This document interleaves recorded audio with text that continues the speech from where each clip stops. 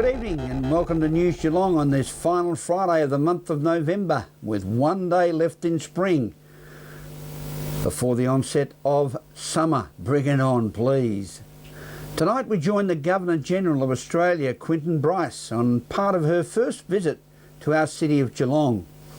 We also speak with a lady on a mission, Rebecca Goodwin from Torquay, and her run 7640. From the weather world, we'll look at the Bureau of Meteorology and the outlook for Geelong and the Surf Coast over the next 6 days. While from the sports arena, Alex Tigani brings us the latest on the Geelong Cats draftees for 2014, as well as an interesting conversation with Falcons Football Club Chief Michael Turner. When you commit to running 20 kilometres per day for 365 consecutive days, it equates to 7,640 kilometres for the year. Rebecca Goodwin is on that journey, all in aid of the Royal Children's Hospital appeal, as Ian Nichols reports. Torquay Front Beach is the scene of today's story, where Beck Goodwin is running 7,640 kilometres in the course of a year. It's for a very good cause, the Royal Children's Hospital appeal. And this is Beck's main training ground, where she's running an average of 20 Ks a day. We're talking to her about the Challenge 2014.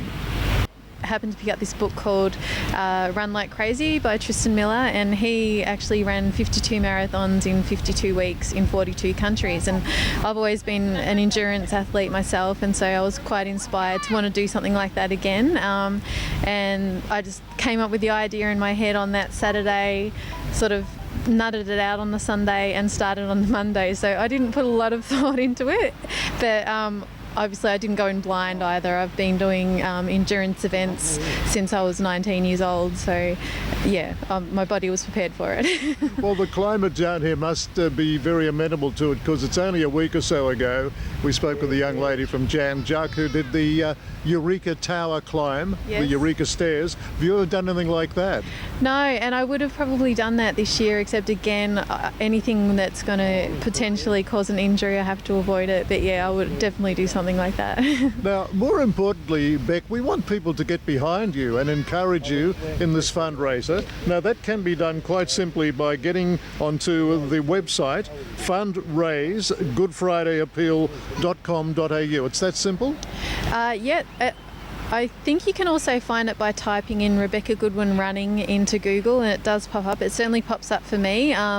If someone wants to find the link, the best way to do that is to email me at run7640challenge@gmail.com, and I would then be able to forward the link to them if they're having trouble finding it.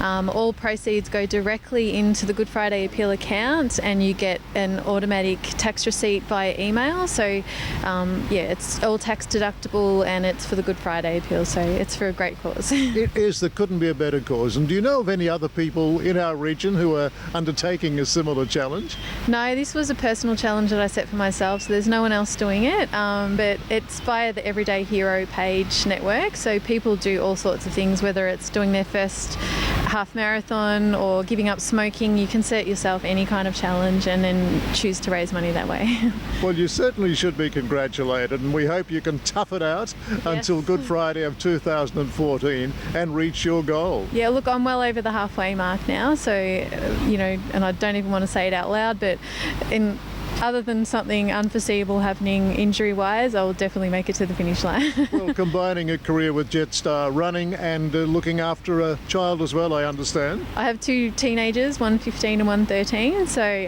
they're at a good age now, and yeah, but it is a juggling act, definitely. At Torquay Front Beach, this is Ian Nichols for News Geelong.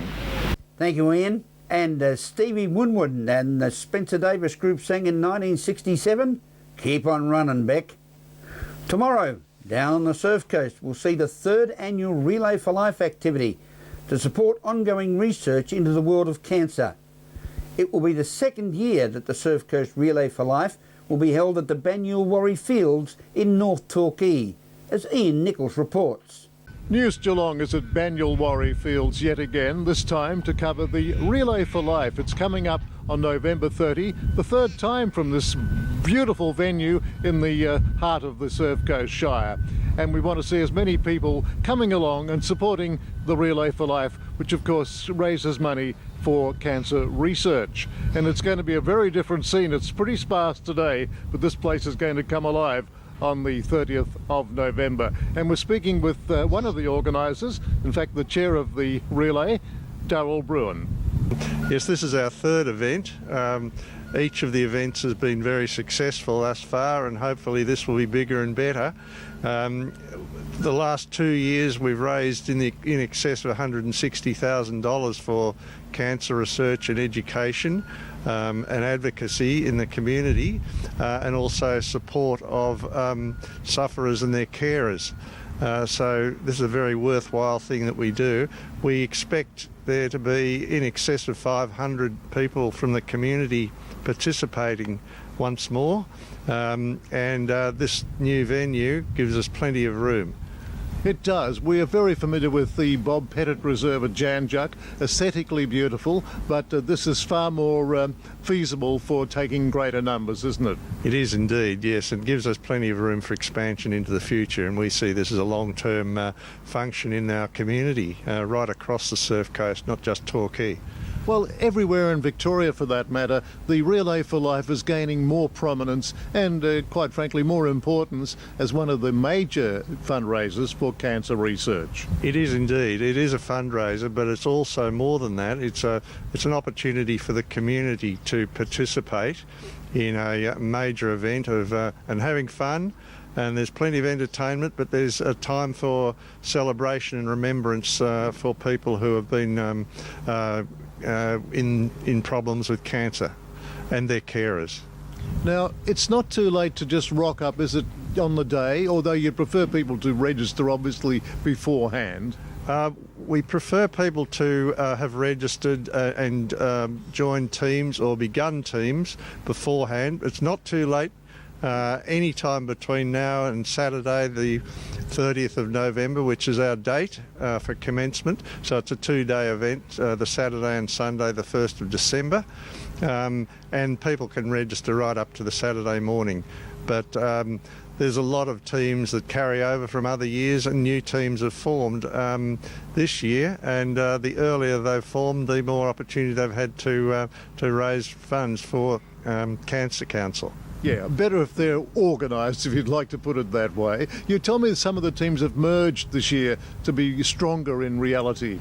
Yes, we like to have teams of 10 to 15, and some of the smaller teams have come together.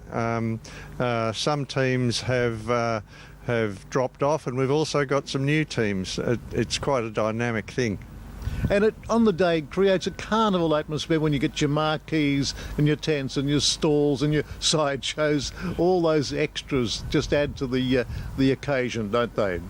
It's a real village atmosphere with all the tents facing inwards towards the track.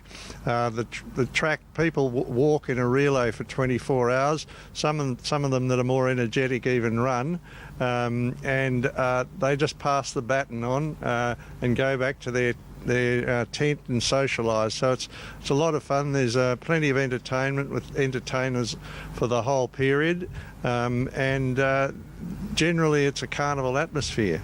And of course we can't forget the running commentary from our very own Graham Rawlins. Can't help himself, he's out there, part of the action as well.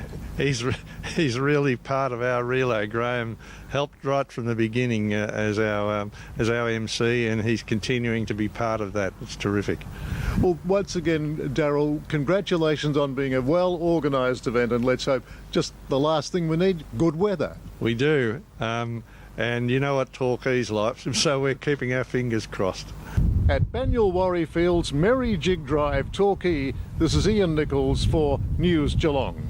Thank you, Nico, and don't forget to drop in for your walk or run to support this top community activity.